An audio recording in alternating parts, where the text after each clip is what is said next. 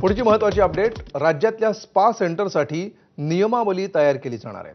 पुढील 3 ते 4 महिन्यामध्ये ही नियमावली तयार होणार आहे। गृहराज्यमंत्री योगेश कदम यांनी विधान परिषदेमध्ये याची घोषणा केली आहे। मानवी तस्करी रोखण्यासाठी ही नवीन नियमावली तयार केली जाणार आहे।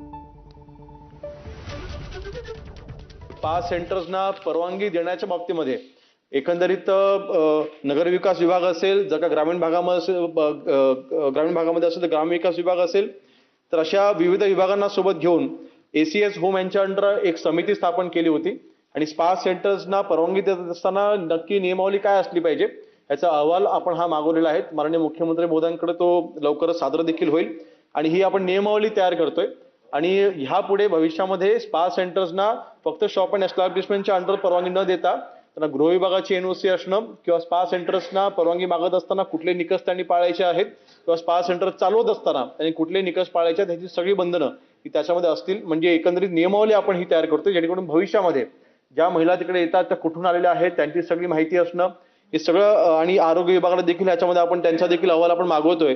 एकंदरीत स्पा सेंटर्सच्या बाबतीमध्ये आपण ही नवीन नियमावली आपण तयार करतोय आणि पुढच्या मला वाटतं 3 ते 4 महिन्याच्या कालावधीमध्ये ही नियमावली तयार देखील होईल आणि ते आपण राज्यामध्ये लागू करू।